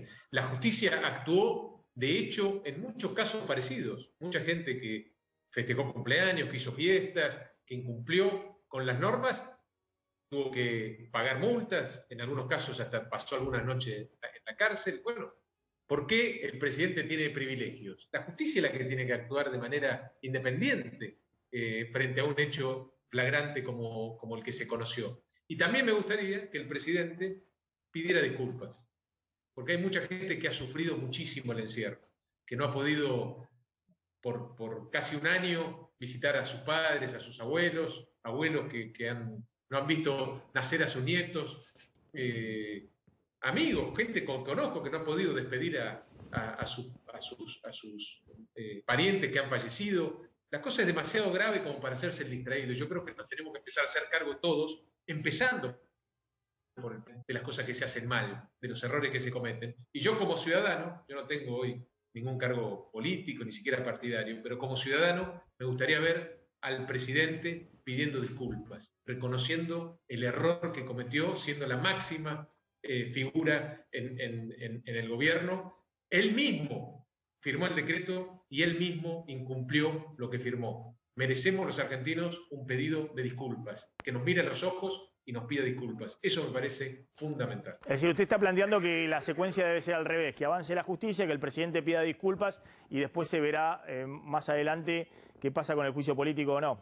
Bueno, pero eso debería ser lo normal. Y además, el juicio político para una oposición que tiene minorías tan marcadas en las dos cámaras, el kirchnerismo tiene casi mayoría absoluta en el Senado, claro, está a 6 votos de tener mayoría en la Cámara de Diputados. Sería solo un gesto. Es un show político más que nada. En este contexto es un show político. Pero a mí me gustaría más que un gesto. Me gustaría que la justicia, como actuó en otros casos de ciudadanos que incumplieron las normas que firmó el presidente, también actúe de manera autónoma en un caso donde el mismo presidente es el que violó las normas. Lo cambio al otro tema, ¿no? de la campaña, y ahora vamos a contar el regreso de Cristina ayer en la campaña en la provincia de Buenos Aires junto a Kicillof. Pero hay toda una polémica respecto a los expresidentes en campaña, ¿no? Larreta lo está pidiendo a Macri ahora para hacer campaña en Ciudad de Buenos Aires, porque obviamente está muy corrido por el fenómeno Milei, los libertarios, López Murphy y demás. ¿Usted lo quiere también a Macri en campaña a nivel nacional? Por ejemplo, en Entre Ríos, ¿usted lo llevaría ahí a Macri? Yo creo que el expresidente puede hacer campaña en los lugares donde él considere que puede hacer un aporte. No, nosotros acá estamos, bueno, ustedes me agarran justo acá en la intendencia del Palenque, que es una comuna en Paraná Campaña. El intendente me ha facilitado su oficina para hablar con ustedes. Y yo lo que percibo es que la gente está esperando otra cosa de la política, ¿no? No está esperando hablar de otras cosas. yo creo que la agenda de la política, y que es lo que transmiten los medios, porque los políticos así lo plantean, es una agenda que está totalmente divorciada de la realidad de la gente. La gente, a mí no me hablan de interna, no me hablan de otros dirigentes políticos, y los políticos no hablan de otra cosa, de otros dirigentes políticos, se chicanean, se pasan factura, se echan la culpa sobre la realidad. Y a la gente le preocupa llegar a fin de mes, conseguir un empleo, ver las aulas llenas. El tema de la droga es un tema permanente en la charla con los vecinos, y la política hace cuánto que no habla del avance del narcotráfico y del narcomenudeo. ¿Hace cuánto? Bueno, yo creo que llegó el momento de empezar desde la política a hablar de las cosas que le preocupan a la gente, porque esto es lo que ha generado este divorcio entre la política y la ciudadanía. Y nosotros, como dirigentes políticos, tenemos la responsabilidad de cerrar también esa grieta, esa división, empezando a ocuparnos de los problemas de la gente y menos de los problemas de los políticos. A ver, hablando de ese tema de los problemas de los políticos y demás, salió muy dura Elisa Carrió, no sé si se refería directamente a usted, con una frase, no sé si la tenemos ahí. Miren que hay uno que los va a traicionar respecto a Entre Ríos. Está peleada, está enojada con usted Carrió. No sé qué quiso decir, pero bueno, esto es justo lo que no hay que hacer, ¿no? Esto es ser funcional al kirchnerismo, y nosotros tenemos que ganarle al kirchnerismo, porque creemos que este norte que está teniendo el país, este rumbo hacia el cual va el país, en mi caso la mayoría de los entrerrianos no lo comparte. Declaraciones como esta, siempre atacando a dirigentes de nuestro mismo espacio, le hacen un favor al kirchnerismo, está claro que es así. Y yo creo que es justo lo que la gente no quiere. La gente no quiere políticos hablando de otros políticos, acusando, denunciando. La gente quiere hablar de los problemas reales de los ciudadanos que le están pasando muy mal. Maxi, no hay una crisis peor que esta desde el 2001. No podemos los dirigentes políticos hablar de otra cosa que no sea de los problemas concretos de los ciudadanos. Frigerio, gracias, muy amable. Ahí estaba Gracias, Frigerio, que siempre tiene un tono, obviamente dentro de Juntos por el Cambio, muy cercano a Larreta hoy, más moderado, ¿no? Planteando, bueno, en este caso con el presidente, primero tiene que pedir disculpas, después tiene que avanzar la causa judicial y después se verá el tema del juicio político. En este contexto parece más un show, digamos, mediático en la Cámara de Diputados, en medio de la campaña, que algo que puede avanzar si no hay un consenso incluso dentro del partido de la oposición. ¿Querés decir algo? No, sí, que va en la línea esta que hablábamos, ¿no? De esto de que la preocupación de Juntos por el Cambio de que no se les vuelva un boomerang a ellos. Viste que decía Frigerio, los dirigentes hablando de los dirigentes. Esa es la preocupación que tienen en este momento. A ver, ayer reapareció Cristina Fernández de Kirchner en el acto en Lomas de Zamora, junto a Kicillof. Y con un discurso en el cual Cristina está muy preocupada por lo que pasa con, obviamente, la economía y cómo eso ha ganado relevancia incluso en la provincia de Buenos Aires, ¿no? Volvió a buscarlo a Macri, obviamente que es, si se quiere, el tema predilecto de campaña y de enfoque, y sobre todo en la provincia de Buenos Aires, donde efectivamente la crisis económica en el conurbano ya se había sentido muy fuerte en los 2 últimos años de Macri, por eso perdió por goleada en el conurbano Mauricio Macri, y también con críticas a los medios, ¿no? Porque Cristina está muy preocupada con el tema de que se asocie la crisis económica actual a exclusivamente responsabilidad del gobierno actual y no también a lo que venía de la época de Macri, que era una economía en máxima fragilidad en 2 años de recesión. Fíjense lo que ha dicho, se dedicaron a construir un nuevo relato, que los problemas que tiene la economía es culpa de la cuarentena, no de la pandemia, con una formidable maquinaria mediática que la conozco porque la sufrimos en carne propia, dijo Cristina, y también planteó, y después, claro, trata de explicar lo que efectivamente nosotros hemos contado, que fue la crisis muy grande que se venía arrastrando en el gobierno de Macri y que se agudizó a partir del 12 de agosto cuando gana el Frente de Todos, ¿no? El 12 de agosto de 2019, Macri enojado, enfurruñado, sigue la salida de capitales. ¿Qué se debería haber hecho en ese momento? Haber recurrido a la restricción cambiaria, a cuidar las reservas del Banco Central. Nada de eso se hizo. El 1 de septiembre crearon una restricción para que se pudieran comprar $10.000 y obviamente los dólares siguieron saliendo. Efectivamente, nosotros contamos en su momento que eso fue una responsabilidad total de Macri, que cuando pierde la elección, en vez de poner el cepo cambiario, sigue vendiendo dólares el Banco Central. En octubre se le van $4.000 millones, y recién después de que pierde la elección general pone el cepo de $200 y ahí el Banco Central estabiliza las reservas. Pero claramente entre agosto, que pierde la elección Macri, y la elección de octubre, un zafarrancho, digamos, era ridículo que nosotros contamos la política económica en ese momento, que reperfilaras las letras en pesos para que no, es decir, la deuda en pesos que había emitido el Estado Nacional, para que no te corrieran al dólar todos, y al mismo tiempo dejar abierta la canilla para que se pudieran salir de a $10.000 de las reservas del Banco Central. Pero más allá de esa situación, que lo hemos contado una y mil veces, más allá del crédito con el fondo, que efectivamente una parte fue para pagar los vencimientos de deuda que se habían contraído del gobierno anterior y también de los 2 primeros años del gobierno de Macri, que fue un endeudamiento muy pero muy elevado, y una parte fue para venderlo en el mercado cambiario. 11.000 millones de dólares fueron para vender en el mercado cambiario para que no se disparara el dólar durante el gobierno de Macri en el 2018 y también en parte durante la campaña electoral. Pero más allá de todo eso, Cristina está preocupada hoy, digamos, con lo que está pasando en las encuestas en la provincia de Buenos Aires respecto a la responsabilidad de la economía, ¿no? Nosotros venimos contando el fracaso económico de la Argentina es mayúsculo y todos son responsables en sus diversas cuotas de responsabilidad. El final del gobierno de Cristina, cuando venía con toda la economía de todo tipo de desequilibrios, que la llevó a poner el cepo, el gobierno de Macri, es decir, Cristina se comió todas las reservas, se vendió toda la reserva del Banco Central para pagar la deuda en dólares y no caer en default, y para abastecer mínimamente a aquellos que con el cepo podían igualmente comprar $2.000 por mes para que no se le disparara más allá del 50% del dólar blue. Macri toma el mega endeudamiento, que ya lo hemos hablado varias veces, sigue la corrida muy fuerte al dólar en todo momento, al atesoramiento de los argentinos, termina con la crisis cambiaria en abril de 2018. Alberto Fernández, con una economía totalmente frágil por todos lados, viene la pandemia del año pasado y la necesidad de emitir 2 billones de pesos para pagarle a los que estabas cerrándole y no podían trabajar, con el derrumbe de la recaudación.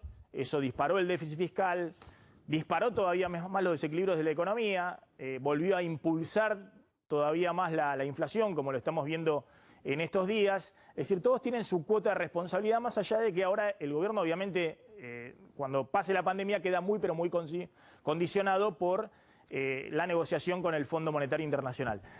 Fíjense lo que ha sido el atesoramiento de los argentinos. En el gobierno de Cristina, antes de que llegue Macri, durante el gobierno de Macri y lo que pasa ahora. Esto fue entre 2007 y 2011, el primer gobierno de Cristina. Los argentinos atesoraron, se llevaron al colchón, las cajas de seguridad o al exterior, $70.000 millones. 70.000 millones de dólares en la compra de dólares para atesorar. La mayor parte de dólar billete para llevar a la caja de seguridad o al colchón, una parte que no era tan importante respecto al resto, para transferir al exterior, 70.000 millones de dólares. Segundo gobierno de Cristina. Cristina pone el cepo y frena el atesoramiento de los argentinos para usar los dólares básicamente para pagar la deuda, para no caer en default. La deuda en dólares se siguió pagando perfectamente, salvo los que no habían entrado a los canjes, los fondos buitre y demás, los que están fuera del canje que se había hecho en el 2005. Abre un poquito el cepo en los 2 últimos años para que no se le dispare el dólar paralelo. Es decir, se le disparó a 15 pesos con el dólar oficial a 10. Si no hubiese abierto el cepo un poco, se hubiese disparado mucho más. En el 2015, año electoral, por ejemplo, por esa vía dio 8.500 millones de dólares a los que iban y compraban $2.000 por mes para llevarse a la caja de seguridad o al colchón. Con el cepo, Cristina tuvo que vender para atesoramiento de los argentinos 15.000 millones de dólares en su segundo gobierno. Pero la mayor parte de las reservas se fueron en el pago de vencimiento de deuda en dólares. Por eso, cuando llega Macri ya no había dólares en las reservas.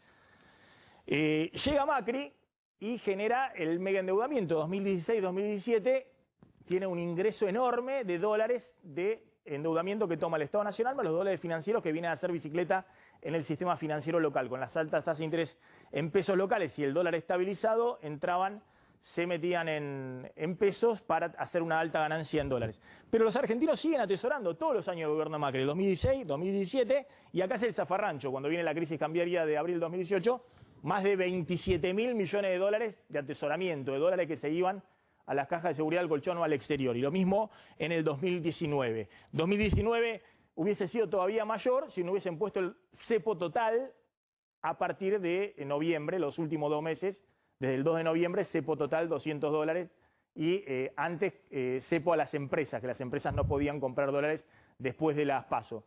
Pero los argentinos siguieron comprando $10.000 por mes entre las PASO y octubre, y eso agudizó la sangría de dólares para el colchón para atesorar. En el gobierno de Macri, 86.000 millones de dólares fueron a atesoramiento de los argentinos al colchón. ¿Qué quiero decir con esto? Que no hay forma de que la Argentina no recupere la confianza, de que un gobierno en la Argentina recupere la confianza si no hay un proyecto mínimamente consensuado. Porque no lo pudo hacer Cristina, y obviamente ahí estaba el relato, se llevan los dólares porque son oligarcas o lo que fuera, y el que se compró los dólares, el abuelito Amarrete que se compró los dólares, pero los argentinos la única forma de protegerse frente a la inflación era comprando dólares, los que tienen capacidad de ahorro. Estamos hablando de los argentinos, estamos hablando del 10% de los argentinos que tienen capacidad de ahorro, el resto no ahorra en la Argentina. Hubo que poner un super cepo y tuviste que aflojarlo un poco para no ser Venezuela, para que el dólar estuviese controlado en 50%, 60% de la brecha cambiaria.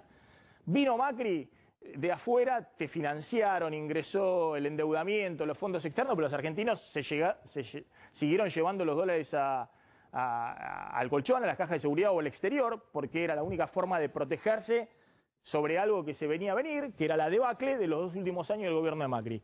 Llegó Alberto Fernández, de nuevo el supercepo. La única forma de alguna manera reconstituir la confianza en la moneda doméstica, bueno, es tratar de ordenar la macroeconomía y tener un planteo en toda la dirigencia política hacia adelante más o menos consensuado, porque está claro que los argentinos no confiaron en Cristina, no confiaron tampoco en Macri, y que todo ha terminado siempre o con cepo o con devaluación. Ahora estamos en el periodo de cepo total y las presiones de dolarizadoras, y la pregunta es si después de las elecciones va a haber o no una nueva devaluación. Finalmente, lo que quería mostrarles es que Cristina, ¿por qué sale y va a buscarlo a Macri? Dice, miren, no se dan cuenta que esto es todo culpa de Macri, lo que pasó y demás. Porque está viendo esta encuesta de la provincia de Buenos Aires que mostrábamos ayer, de Opina Argentina, donde, en primer lugar, ¿cuál es el principal problema que el gobierno debería solucionar? Y más del 50% dice la economía, la inflación, el desempleo. Y fíjense dónde ha quedado el COVID, la pandemia, ahí abajo, como prioridad en la provincia de Buenos Aires. Es decir, todo el mundo está pensando hoy principalmente en la economía como la primera preocupación en la provincia de Buenos Aires. Y la otra pregunta, ¿quién cree que es responsable de la crisis económica? Esto es lo que más les preocupa, que el 36% de la población de la provincia de Buenos Aires sigue diciendo Macri. A principio del año pasado este era el 50%, y por eso ganó Alberto Fernández por goleada en la provincia de Buenos Aires. Y ahora es el 36%, sigue siendo una porción relevante, pero no es la mayoría. Y hoy el 44% de la población en la provincia de Buenos Aires dice que el principal responsable de la actual crisis económica es el actual gobierno, es el Frente de Todos. Solo un 13% dice la pandemia. Por eso sale Cristina ayer muy preocupada. Esta es una encuesta de Opina Argentina, Facundo Nehamsky, que suele encuestar para el oficialismo. Es una encuesta que está dando vuelta en el oficialismo. Por eso la desesperación. ¿No se dan cuenta que la crisis económica no es culpa de Alberto Fernández, la cuarentena, sino es parte de la pandemia y parte del gobierno de Macri? Ese fue el discurso que buscó instalar Cristina ayer, y que evidentemente no está consiguiendo instalar, o que le resulta difícil instalar, porque, como les decía, el 44% considera que la responsabilidad de la crisis económica actual es del gobierno del Frente de Todos, y solo el 13% considera que es la pandemia. El 36% todavía sigue considerando que la responsabilidad de la crisis es de Mauricio Macri. Está el doctor Eduardo López. Doctor, gracias por atendernos, muy amable. No, muy buenas tardes, muy interesante la verdad, sus comentarios. Sí, no se metan en estos temas, doctor, porque ahí ya... No estudié. No porque no haya estudiado, le digo, porque se va a meter en un berenjenal y un problema, le van a llegar los misiles del oficialismo, de la oposición, se va a meter en otro terreno Está bien. que es muy difícil de manejar. Doctor, tampoco lo voy a meter en el tema de la foto de Olivos y demás del año pasado, donde a mí me llama la atención la desaprensión un poco de los políticos en general y en este caso del presidente, porque julio del año pasado no estaba la vacuna, todavía no se sabía si iba a haber una vacuna, cuándo, y el presidente que tiene 60 años reunido ahí con grupos de jóvenes, pues son todos más jóvenes, amigos de la primera dama, todos sin barbijo y demás, una cosa, qué sé yo, una desaprensión total. Uno que es más joven que el presidente, el año pasado estaba súper cuidadoso, viniendo con barbijo acá, yéndose a su casa, no haciendo reuniones sociales y demás. Pero el presidente parece que vivía en otro mundo, digamos. Pero bueno, son esas cosas. No lo involucro en este comentario. ¿O quiere hacer una opinión sobre todo? Lo que le digo es, todas las veces que hemos ido los expertos a Olivos, hemos cumplido con todos los protocolos. Le aclaro, para que quede bien claro lo que hemos cumplido nosotros, por ejemplo, ¿no? Uso de barbijo, distanciamiento entre nosotros de 2 metros, salones muy amplios, tomar la temperatura al inicio. Así que nosotros lo cumplimos. Nunca es bueno en pandemia no cumplir los protocolos, nada más que esto. La foto no tuve ocasión de verla, pero lo digo, sí, claro, para salvaguardar lo que nosotros hemos planteado con respecto a los está claro, y se los veía siempre que ustedes sí estaban con el barbijo y en esas reuniones oficiales sí, pero me llama mucho la atención, el presidente, una persona de 60 años, reuniéndose con jóvenes, 12 personas, dando vueltas, todos ahí sin barbijo. La verdad que esto es otro capítulo, ya hablé de la responsabilidad moral, de la consecuencia política, del tema legal, pero a mí me siguen sorprendiendo todo el tiempo los políticos, digamos, ¿no? Todavía resentía la capacidad de asombro, porque he visto muchas cosas, pero me sigue sorprendiendo cómo a veces no toman conciencia de algunas cosas mínimas. Doctor, vacunación obligatoria, se está discutiendo mucho esto, por lo que empezó en Francia. Tengo ahí en los chats gente muy enojada en Francia respecto a que se están coartando libertades y demás, porque le están exigiendo a aquellos que van a un bar, a un restaurante, a una actividad, a un cine y demás, que tengan la vacuna y que la muestren, si no, no pueden ingresar. Y ahora Alemania, ¿no? Ha salido Merkel, no sé si vemos ahí el tuit, que no recuerdo bien cómo era, pero creo que lo que ha planteado Merkel es, miren, el que no tenga vacuna no va a poder ir, a ver si lo puedo leer acá, no lo leo allá, las personas no vacunadas en Alemania deben presentar una prueba COVID negativa para disfrutar de una cena en el interior, visitar cines o ir al gimnasio. Se puede vacunar y si puede vacunar, si decide no hacerlo, deberá pagar las pruebas COVID usted mismo. Esto es lo que anunció Angela Merkel. Es decir, saca las pruebas COVID gratuitas y le dice, bueno, si vos no te vacunás, si querés ir al cine, querés ir al gimnasio y demás, tenés que presentar un certificado de test negativo. Obviamente eso tiene un costo y además es engorroso hacer siempre esa presentación. ¿Cómo ve que está avanzando? Obviamente son países que tienen niveles de vacunación mucho más altos que la Argentina, ¿no? Lo mismo que Estados Unidos, de vacunación con 2 dosis. ¿Es así, doctor? Es correcto. Yo creo que uno no puede poner una vacuna obligatoria en países donde todavía no hemos completado la segunda dosis. Ese es el primer punto. Con lo cual Argentina está con un déficit de segunda dosis muy importante, porque si estamos tratando de que llegue lo más tarde posible la variante Delta, también es necesario, para que esta variante Delta no haga aumento notable del número de casos, tener que vacunar con 2 dosis, especialmente a los mayores de 50 años. Por eso nosotros hemos apoyado a la muy buena medida que el mes de agosto sea COVID 2 dosis para los mayores de 50 años. Ahora, eso es una tarea muy fuerte, porque con el ritmo de vacunación que tenemos hoy, no creo que lleguemos a vacunar con segunda dosis a los mayores de 50 años, ¿no? Quiere decir que en este tema, que yo podría en principio estar de acuerdo con la vacunación obligatoria, porque es para proteger a toda una sociedad. En los países que tienen 20-22% vacunados con 2 dosis, esa línea no la puede utilizar porque necesita vacunar al otro 70 u 80% que le falta la segunda dosis. Así que este es el primer punto. El segundo punto es que Argentina tiene que aumentar el ritmo de vacunación para cumplir la meta que nos hemos propuesto y que estamos todos de acuerdo de vacunar a los mayores de 50 años con 2 dosis y vacunar a todos los adolescentes con 1 dosis que tienen comorbilidades con la vacuna Moderna. Todo el resto viene por añadidura. Si nosotros vacunamos con 2 dosis, uno puede plantear la prohibición de ir a tal lado, a tal lado, a tal lado, diríamos porque usted dice, yo le he dado a la población la vacunación con 2 dosis en el 80-85%. Si usted le da el 50%, la posibilidad de 2 dosis, usted no puede pedir algo. Claro. Esté en Alemania o esté en Argentina. Esto es obvio. Máximo que hoy por hoy, y con buen criterio, la potestad de vacunar está en manos básicamente del Estado, ¿no?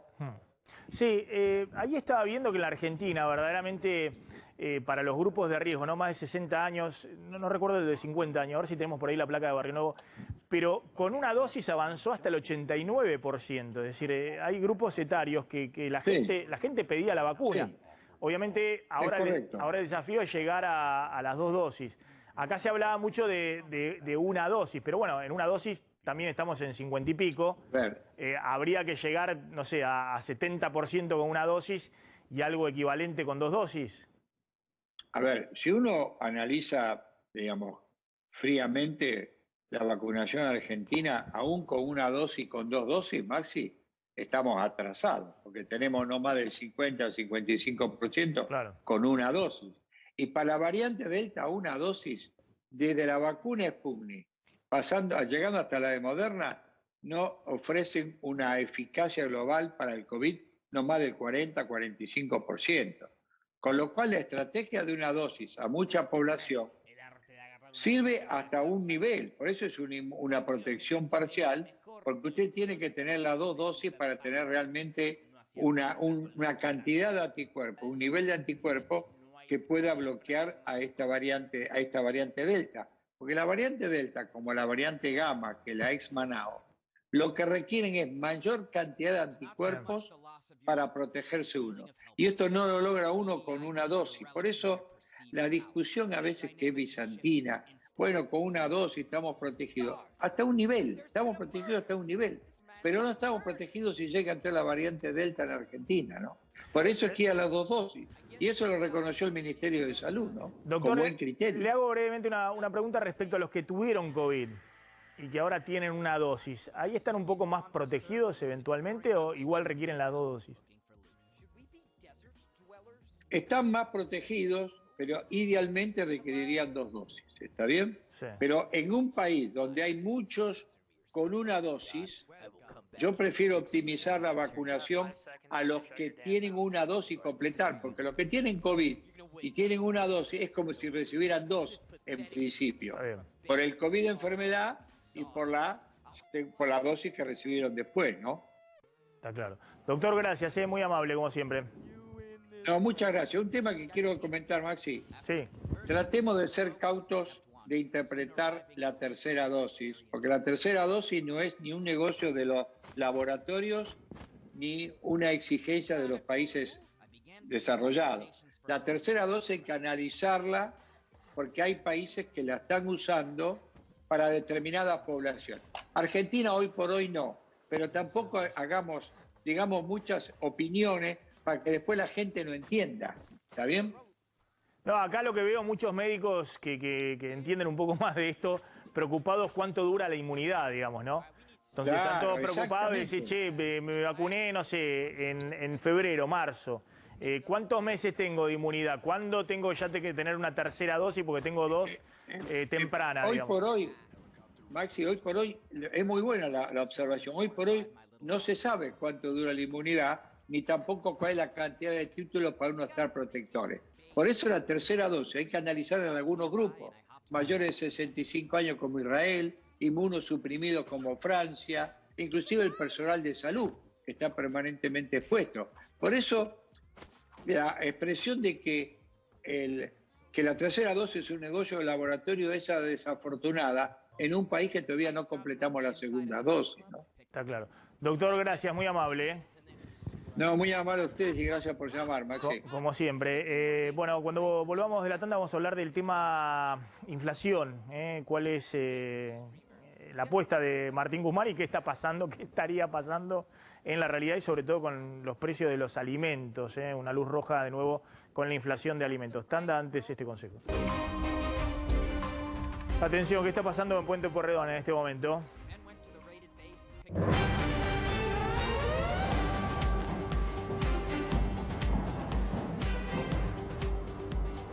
Ahí está Diego y Nicolás. Diego. Diego, te escuchamos. Bueno, esto tiene que ver con un corte ahí en Puente Pueyrredón. Ahora vamos a ver quién está ahí cortando. Vemos mucha presencia de gendarmería en el lugar. Sí, lo que vemos son agrupaciones del MST que están enrolados como parte del Frente de Izquierda. Es un corte que no tiene tanta gente, pero sí 8 horas de corte en el Puente Pueyrredón con las complicaciones de tránsito para un viernes habitual. Pero ahí, ¿quién está cortando? ¿Está cortando gendarmería que no los deje ingresar a la ciudad? ¿Cómo es el tema? Hay sectores de gendarmería, también está Policía Federal Argentina y recordamos, los que están manifestando son del MST, la bandera que se ve visiblemente. Son de grupos de izquierda. De grupos de izquierda enrolados en el Frente de Izquierda, que hoy es el principal partido de izquierda, ¿no? Bueno, a ver, el tema de la inflación. Ayer el INDEC dio a conocer estos números de inflación. Veamos los números. 3% de inflación finalmente fue en julio, más allá de que esperaban en el gobierno alguna décima menos, no se dio. 3%, el INDEC sigue midiendo ajustadamente 3% de inflación, 51,8% últimos 12 meses acumulados. Ya en los primeros 7 meses del año, enero, julio, 29,1%, es decir, incluso la meta que Guzmán se había propuesto para todo el año. Le faltaron 5 meses a Guzmán, faltan 5 meses. Le sobran 5 meses. Sí, exactamente, le sobran 5 meses en el conteo. Y acá lo que hay que ver es cómo es la tendencia de la aceleración de la inflación desde el punto de vista interanual. A ver si tenemos ahí el gráfico. Claramente estamos en el mes donde, fíjense, esta era la inflación de diciembre del 2019, llegó a 53,8%. Macri, el cierre de su año acumulado en el año 53,8% 2019. Se desaceleró el año pasado, obviamente, por el cierre total de la economía, el apagón. Fíjense que hubo meses 1,5% mensual, abril, mayo. Después hubo algún mes de 1,9%. Se desaceleró al 36,6% anual la inflación, así es como cerró 2020 por el cierre total de la economía. Pero después de la crisis cambiaria de fines de octubre del año pasado, los 2 billones de emisión monetaria y demás, ojo que la inflación mensual empezó a empinarse y estamos con una inflación mensual en los últimos 10 meses prácticamente arriba del 3,5, 3,6% mensual. Y eso llevó a que la inflación acumulada últimos 12 meses, lo que se llama la inflación anual, llegara a este pico del 51,8% en julio, el mes pasado, cuando midió el INDEC. Sin embargo, la mensual es la menor, ¿no? Desde que comenzó el año, el 3%. Guzmán quiere que se siga desacelerando, frenando el dólar oficial, la brecha cambiaria, vamos a ver si lo logra, se siga desacelerando. Pero bueno, es difícil, te quedan 5 meses y tenés que desacelerar desde el 51,8%. Nuestro cálculo es que por ahí pueden desacelerarla en este valor. Esta es la estimación que hace el economista Amílcar Collante. Si la desaceleran todos los meses para llegar a 2% en noviembre, pero ojo que diciembre, estacionalmente siempre hay más inflación que noviembre. Siempre, es imposible que te dé diciembre igual que noviembre 2%. Además de todo lo que ocurre desde el punto de vista de emisión monetaria en esta parte del año y demás, pero la pueden desacelerar a 45, 46% la inflación este año. Guzmán, contaba acá Slotnick, dice que va a ser 42% la inflación. Esa es la meta que tiene, clavando absolutamente el dólar frenando las brechas cambiarias. Pero bueno, Guzmán había hecho el pronóstico del 29%, o sea que tomémoslo como una expresión de deseo, ese 42%. Lo que sí pueden llegar a hacer, si no ocurre otra crisis cambiaria y siguen con el congelamiento total, y si no hay aumento de tarifas en diciembre, es decir, si esto lo postergan para el año que viene, porque esa es la otra, si empiezan ya con algún descongelamiento en diciembre después de la elección y empiezan presionados por el fondo. Están con la segmentación, con la idea de segmentación, no de aumentar tarifas. Bueno, tarifas van a aumentar el año que viene, es decir, al ritmo de la inflación, de lo que de lo que fuera, van a aumentar. A algunos le van a aumentar más y a otros le van a aumentar menos, pero no van a hacer lo que hicieron este año con el tema tarifario. ¿No? Es imposible, la cuenta de subsidios económicos se ha disparado este año y el año que viene tienen que recortar esa cuenta porque no van a tener ni el ingreso extraordinario del impuesto a la riqueza y no van a tener la super soja de este año, que fueron los ingresos boom por retenciones. Entonces, el año que viene tienen que empezar ya a recortar por algún lado y van a empezar con los subsidios económicos. Pero pueden desacelerarla al 46%, 45%, más o menos ese valor. Vamos a ver si se da ese valor. Pero hoy estamos con el pico de 51,8, casi 52% de inflación anual. Fíjense que todos los salarios han quedado debajo de eso, ni los que han negociado mejor en esta reapertura de paritarias. Pero hay un problema adicional con el tema de alimentos, que no está al 52% anual, está en promedio al 56% anual los precios de los alimentos. Y fíjate acá cómo es la dinámica, es interesante ver, porque durante todo el año no es que los alimentos aumentaron de manera homogénea, sino que, por ejemplo, los productos de almacén, que estaban ahí atados con precios máximos, aumentaron menos, pero lo que más está aumentando ahora, y ya viene al ritmo en los últimos meses, son los lácteos. Fíjate, en julio aumentaron entre el 1 y el 10,9% los lácteos, ahí está la leche en polvo, los quesos, hasta el 10,9%. Entre enero y julio, dentro de lo que es alimento, fue lo que más aumentó, 41,2%, y en el interanual, en los últimos 12 meses, 49,5%. Algo menos que la inflación de alimentos, pero en la carrera de los últimos meses, claramente los lácteos van ganando. Este año viene mucho más rápido, digamos. Claro. El año pasado tenían los precios máximos al principio, la primera parte de este año, pero este año en 7 meses viene muy arriba de la inflación, que acumula 29 y los lácteos acumulan 41%. La carne van en el sentido contrario. El mes pasado los principales cortes tuvieron hasta caída de precios del 1,4%, en algún caso, en otros, como el asado, aumentó el 0,5%, entre enero y julio 34%, o sea, menos que los lácteos, pero cuando uno toma los 12 meses, 75,6%. Y los productos de almacén, y acá sí, vos fíjate qué ocurrió apenas sueltan precios máximos. Fue, si uno toma en cuenta, de lo que más aumentó. Acá hablamos de harina, hablamos de los fideos, hablamos del arroz, entre 3,5% y 4,4%, pero si uno toma, claro, los primeros 7 meses o en lo último año, no obstante, lo que más se incrementó porque justamente venían en precios máximos muy controlados y ahora... Es lo que puede aumentar más ahora estos meses. Claro, si bien son aumentos negociados, nosotros ya adelantamos que este mes y el que viene tienen aumentos de 5%, tanto en agosto como en septiembre. Bien. Bueno, digamos, suben más de lo que venían haciéndolo porque estaban congelados directamente. Hay mucha expectativa por qué va a decir Alberto Fernández ahora en... ¿Dónde va a estar? ¿En Olavarría? En Olavarría, sí. En Olavarría a las 3 de la tarde. Pero también después tiene una reunión, un encuentro, un asado con la calle Pou, con el presidente uruguayo. Sí, un encuentro con la calle Pou en el cual se va a tratar esa agenda abierta, es un asado en Olivos y esto va a ser agenda completamente abierta con los temas que dicen son los temas públicos. Mercosur, ríos, obras de infraestructura, apertura de fronteras, turismos, uruguayos en la Argentina, uruguayos argentinos en Uruguay, cómo se va a encarar el tema del manejo de la pandemia. Y también Perdón, un tema... estas imágenes que estamos poniendo... Estas son de la mañana. Ah, son de la mañana. ¿Y dónde estaba? ¿Allá en Uruguay? Son de la llegada de la calle Pou a la Argentina. Acá en Aeroparque. Sí, exactamente. Hace un ratito. Acá en Aeroparque. Exactamente, fue tipo 11 de la mañana y de ahí se iba directamente a Olivos, donde iba a tener el almuerzo. Ahora, un asado, sí, todavía no confirmamos, por lo menos todavía no confirman si se terminó o no, pero ya el presidente tiene que estar yendo rumbo a Olavarría.